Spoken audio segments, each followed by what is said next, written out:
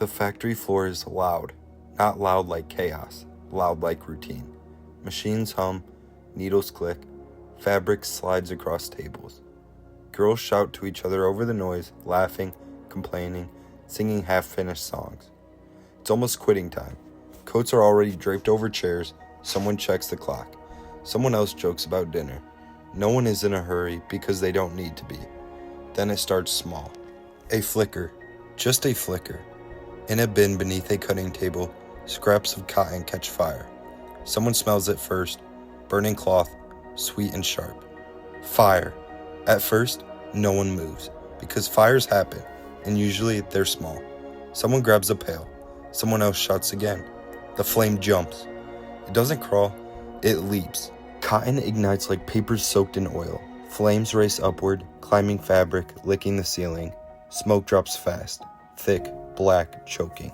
Now people move. Machines are abandoned mid-stitch. Chairs tip, scissors hit the floor. Girls run toward the exit they've used 100 times before. And this is where everything changes. The first door doesn't open. It's locked. Always locked. Locked to prevent stealing. Locked to control breaks. Locked to keep workers where they're supposed to be. Someone rattles it. Someone screams. Someone pounds with both fists. The fire roars closer. So they turn toward the other exit. But the hallway is already filling with smoke. You can't see the walls. You can't see your hands. You can barely breathe. People are coughing now. Violent, desperate coughing. The kind that bends you over. The kind that steals air faster than the fire does. Someone falls, then another, and now there's no room to step around them. Listen to this part, because this is where people stop imagining history and start being there. The fire escape is outside the windows. Someone smashes the glass, cold air rushes in, and for a half a second, it feels like salvation. Girls climb onto the fire escape, dozens of them, too many. The metal groans. It wasn't built for this weight. It was never tested for panic. It tears away from the building. People don't scream on the way down. There's no time.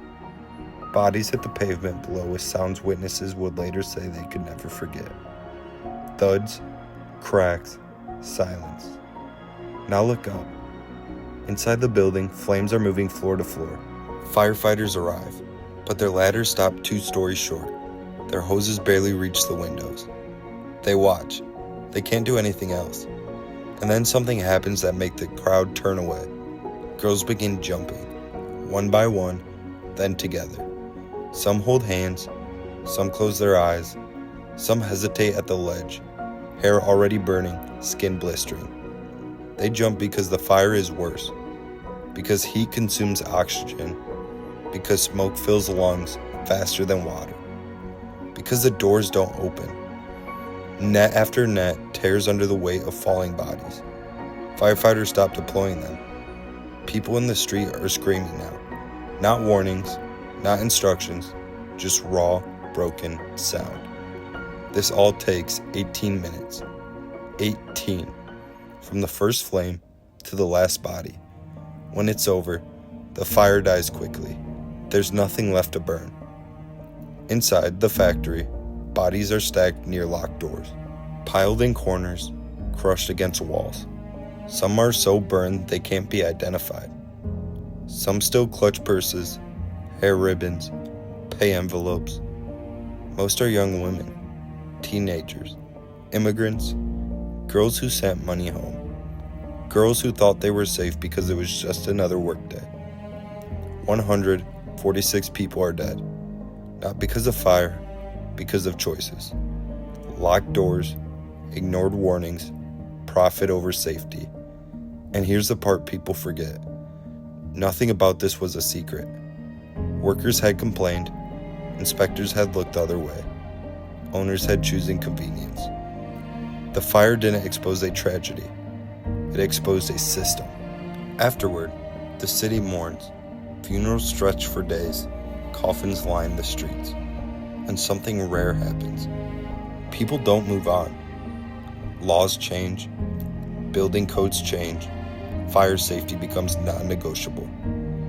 Not because the leaders suddenly cared, but because the cost of ignoring it was written in bodies on the sidewalk. So when you walk into a building today, when exit doors open outward, when sprinklers line the ceiling, when alarms shriek at the first hint of smoke, that's not convenience. That's memory. That's the echo of girls who never got to go home. The Triangle Shirtwaist Factory Fire didn't just kill people.